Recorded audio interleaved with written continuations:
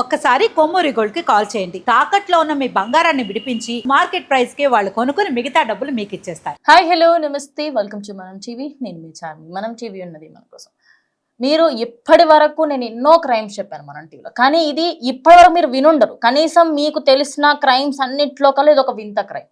పెళ్లి చేసుకోవట్లేదు అని చెప్పి చంపే వాళ్ళని చూసాం, అక్రమ సంబంధాలు పెట్టుకుంటుంది అని చెప్పి చంపే వాళ్ళని చూసాం, ముసలి వాళ్ళని చూసాం, ముతక ప్రతి ఒక్కరు చిన్న పెద్ద అనే తేడా లేకుండా ప్రతి ఒక్కరు ఒక్కొక్కరు చంపుకున్నారు. ఇవన్నీ చూసినప్పుడు సరే ఇదంతా జరుగుతూ ఉంటదిలే, కావాలని వాళ్ళు ఎందుకు చేసుకుంటారని చెప్పి చాలా మటుకు సమర్థించగలేరు. కానీ ఈ రోజు మధ్యప్రదేశ్లోని ఇందోర్లో జరిగిన ఇన్సిడెంట్ మాత్రం అస్సలు దారుణం అనే చెప్పాలి. అసలు ఈ ఇన్సిడెంట్ కి సంబంధించి మాట్లాడుకుంటే పెళ్లి చేసుకోవట్లేదు అన్న ఒక విషయం, అదే విధంగా ఇవ్వట్లేదు, ఎస్ మీరు విన్నది రీజనే, ఇంటిమేట్ అవ్వట్లేదు అన్న ఏకైక రీజన్ తోని వాడు దాన్ని చంపేశాడు. చంపేయడమే కాకుండా ఇంకా ఈ క్రూరుడు ఏం చేశాడో తెలుసా, ఆమె మళ్ళీ బ్రతికి రావాలి అని చేతబడులు కూడా చేశారు.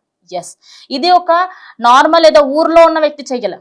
సాఫ్ట్వేర్ ఉద్యోగి చదువుకొని అప్రాక్సిమేట్లీ 4-5 సంవత్సరాలు బీటెక్ చేసి అదే విధంగా అంత చదువుకొని ఆడ ఈ సాఫ్ట్వేర్ కంపెనీలో పని చేసుకుంటా చేతబడులు, అదే విధంగా ఒక అమ్మాయిని, ఒక MBA స్టూడెంట్ ని చంపాడు. సో కంప్లీట్ గా స్టోరీలోకి వెళ్తాం. మధ్యప్రదేశ్లోని ఇందూర్లో ఇటీవల కలకరం రేపిన MBA విద్యార్థి అనుమానాస్పద మృతి ప్రస్తుతం ఆఖరికి పోలీసులను కూడా విస్తుపోయే విధంగా చేస్తుంది. ఎందుకంటే అందులో నిజాలు అంత దారుణంగా ఉన్నాయి.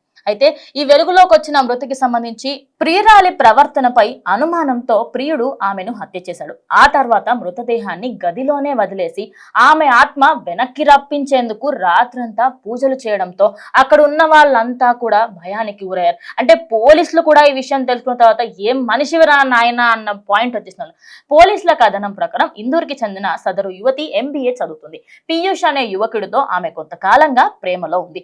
జనవరి 11న పీయూష్ ఆమెను ఒక్కసారి మా ఇంటికి రా అని చెప్పి తన ఫ్లాట్ కి పిలిచాడు. అక్కడి నుంచి వారిద్దరి మధ్యలో ఒక చిన్న గొడవ స్టార్ట్ అయింది. ఆ చిన్న గొడవ కాస్త పెద్దగా అయింది. దాని తర్వాత నువ్వు నాకు లైంగికంగా సపోర్ట్ ఇవ్వట్లేదు, అదే నన్ను పెళ్లి చేసుకోవట్లేదు, పెళ్లి ప్రస్తావన కూడా వచ్చింది. ఇవన్నీ రావడంతో అదే సమయంలో ఆమె వేరే వ్యక్తితో చాటింగ్ చేస్తుంది అనే అనుమానం పీయూష్ లో ఎక్కువగా వచ్చింది. ఇక అనుమానం బలపడింది. ఈ క్రమంలోనే ఇద్దరి మధ్యలో తీవ్ర వాగ్వాదం చోటు చేసుకుంది. ఆవేశంకి లోనైన పీయూష్ ఆమె గొంతు కోసి అక్కడికక్కడే ఆమెను చంపేశాడు. హత్య చేసిన అనంతరం పీయూష్ సాక్ష్యాలను మాయం చేసేందుకు ప్రయత్నించాడు. మాయం చేయడమే కాకుండా ఎంత దారుణానికి దిగజారాడంటే ఆ వ్యక్తికి సంబంధించి ఆ అమ్మాయి చుట్టుప్రక్కల కూర్చొని చేతబడులు కూడా చేస్తున్నాడంట. ఆ వీడియో ఇంకా చండాలం ఏంటో తెలుసా, ఆ వీడియోని వీడు చిత్రీకరిస్తున్నాడు. వీడియో తీసుకుంటూ అదే విధంగా ఎంత నాకు చెప్పడానికి నాకే సిగ్గు అనిపిస్తుందండి. అంత దారుణంగా దిగజారిపోతున్నారు జనాలు. ఓకే, నువ్వు చేతబడులు చేసుకో, ఏమన్నా చేసుకో, నువ్వు అది నీకు సంబంధించి మీరిద్దరు గొడవ ఏంటనేది అది out of the box. But ఆ అమ్మాయి మళ్ళీ రావాలి, చంపిందే నువ్వు, మళ్ళీ ఆ అమ్మాయి రావాలని అనుకోవడం ఎంత పిచ్చితనం అవుతుంది. అదేవిధంగా చేతబడులు నమ్మే అంత ఎంత పాతకాలం మనిషి నువ్వు అని ప్రజెంట్ ఈ వార్త తెలిసినప్పుడు అందరూ కూడా మాట్లాడు. హత్య తర్వాత మహారాష్ట్రలోని ఒక ప్లేస్ కి అయితే పారిపోవడం జరిగింది. అక్కడ ఒక హోటల్లో బస చేశాడు. తాను చంపిన యువతి ఆత్మ తిరిగి రప్పించేందుకు గదిలో పలు తాంత్రిక పూజలు కూడా నిర్వహించాడు. ఇక బాధితుల మొబైల్ ఫోన్ అక్కడే ధ్వంసం చేసి పడేశాడు. ఇక అమ్మాయికి సంబంధించిన ఫోన్, అదే విధంగా ఆ అమ్మాయికి 2 ఫోన్లు ఉన్నాయి. సో ఒక ఫోన్ అయితే ధ్వంసం చేయడం జరిగింది. ఇంకో ఫోన్ ఏదైతే ఉందో అందులో మీకు ఇంకా చాలా విషయాలే ఇవి కేసు మొత్తంలో బయటకు వస్తాయి. ఫస్ట్ అండ్ ఫార్మోస్ట్ థింగ్ అయితే నేను ఇందాక చెప్పినట్టు ఆ వ్యక్తి తాంత్రిక పూజలు నిర్వహించాడు. నిర్వహించిన తర్వాత ఆ అమ్మాయికి సంబంధించిన ఫోన్ ఏదైతే ఉంటుందో దాన్ని ధ్వంసం చేసే ప్రయత్నం చేశారు. కానీ అది కొంచెం అయితే ఇంకా బెటర్ పొజిషన్లోనే ఉంది. ఇక కొద్ది రోజుల తర్వాత ఆ వ్యక్తి అక్కడ దగ్గరలో ఉండే ముంబైలోనే ఒక హాస్టల్లో ఉన్నాడు. సరే ఇదంతా ఓకే అని చెప్పేసి ఇంకా ప్రస్తుతం ఆ అమ్మాయికి సంబంధించి కొన్ని వీడియోలు కూడా బయటకు వచ్చాయి. ఆ విషయం ఏంటో కూడా చెప్తా. ఇక ఆ అమ్మాయికి సంబంధించి పోలీసుల వరకు ఎలా వెళ్ళింది ఏంటనేది కూడా తెలుసు. ఫిబ్రవరి 13న పీయూష్ కి సంబంధించిన ఫ్లాట్ లో తీవ్రమైన దుర్వాసన రావడంతో స్థానికులు పోలీసులకు ఫిర్యాదు చేశారు. ఇక పోలీసులు తలుపులు బద్దలు కొట్టుకొని చూడగానే మంచం పైన నగ్నంగా యువతి మృతదేహం లభించింది. అప్పటికే ఆమె కుటుంబ సభ్యులు మిస్సింగ్ కేసుని నమోదు చేయడంతో MBA విద్యార్థిగా తనని గుర్తించారు. ఆమె పోలీసులకు సంబంధించి తన ఫోన్ ని, అదేవిధంగా తన కాల్ డేటాను అంతా కూడా తీసుకుపోవడంతో అటు పోలీసులకి సంబంధించి లాస్ట్ పీయూష్ తోని మాట్లాడింది. దానికి తర్వాత ఇంకెవరితోని మాట్లాడలేదు అని అంతా తెలియడంతో ప్రజెంట్ ఆ వ్యక్తికి సంబంధించి ఆ ఫోన్ లో ఏదైతే వాళ్ళిద్దరూ మాట్లాడుకున్న సంభాషణ ఏదైతే ఉందో అదంతా కూడా రికార్డ్ అవ్వడంతో అదంతా కూడా నువ్వు ఒక్కసారి నా ఇంటికి రా, వస్తే నీతో మాట్లాడాలని ఉందని మస్తు ప్రేమగా మాట్లాడండి. దాని తర్వాత ఇంటికి వచ్చిన తర్వాత ఇది జరిగింది. ఇంకా దారుణం ఏంటి అంటే, నాకు ఒక అమ్మాయిగా ఈ విషయం చెప్పడానికి చాలా సిగ్గు అనిపిస్తుంది. చంపేసిన తర్వాత ఆ అమ్మాయి నగ్నంగా తీసిన వీడియోలని ఆ అమ్మాయికి సంబంధించిన ఎంబీఏ గ్రూప్లో తనంతట తాను పెట్టినట్టుగా తన ఫోన్లో నుంచే పెట్టి తన ఫోన్ని పగలగొట్టే ప్రయత్నం చేశాడు. ఆ వీడియో చూసిన తర్వాత తన అంటే స్టూడెంట్స్ ఉంటారు, వాళ్ళందరూ కూడా ఈమెకి ఏంటి ఇంత పిచ్చిలేసిందా, ఎందుకు ఇట్లా చేస్తుంది అని చెప్పి ఆ అమ్మాయి నిజంగా చాలా బాధపడ్డారంట వాళ్ళ ఫ్రెండ్స్ కూడా.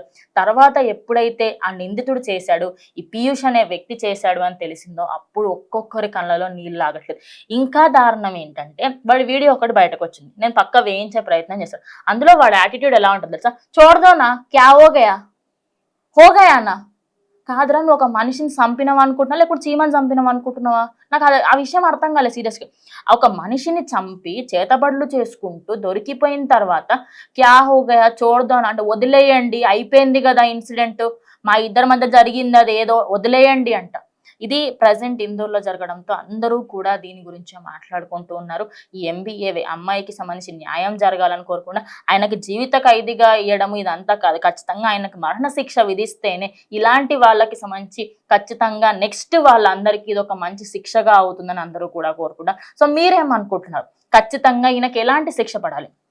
ఆయన ఇంత దారుణానికి ఒడిగట్టిన ఈ వ్యక్తికి సంబంధించి చంపడమే కాకుండా ఆ అమ్మాయి లైంగికంగా తనకి హెల్ప్ చేయట్లేదని, పెళ్లి చేసుకోవట్లేదు అన్న నెపంతో ఒక ఎంబీఏ చదువుతూ రేపటి రోజు డాక్టర్ అయ్యేటువంటి ఒక అమ్మాయిని, ఒక సాఫ్ట్వేర్ ఇంజనీర్ అయ్యుండి చదువుకొని సిగ్గుశరం లేకుండా ఒక అమ్మాయిని చంపిన తర్వాత ఆమె నగ్నమైన వీడియోని సోషల్ మీడియా పెట్టడం ఎంత సిగ్గుచేటు. అదే కాకుండా ఇప్పుడు అంతా అయిపోయిన తర్వాత ఇంత రుబాబ్తనమా? నీలాంటి వాళ్ళకి ఖచ్చితంగా శిక్ష పడాలి. ఆ శిక్ష మాత్రం చాలా దారుణంగా ఉండాలని ప్రజెంట్ వాళ్ళ తల్లిదండ్రులు చెప్పుకొస్తున్నారు. ఇక అమ్మాయి శవాన్ని అయితే వాళ్ళ పేరెంట్స్ కి అయితే ఇవ్వడం జరిగింది. ఇక పోస్ట్ మార్టం రిపోర్ట్స్ అన్నిట్లో అయితే క్లియర్ గా అమ్మాయికి రేప్ చేసి చంపేశాడు, అదే విధంగా దాని తర్వాత ఇదంతా జరిగిందని అయితే క్లియర్ కట్ గా తెలిసిపోయింది. సో ఇందులో జరిగిన ఈ సంఘం మీరేమనుకుంటున్నారు? ఆయనకి ఎలాంటి శిక్ష పడాలి ఖచ్చితంగా కమెంట్ చేయండి.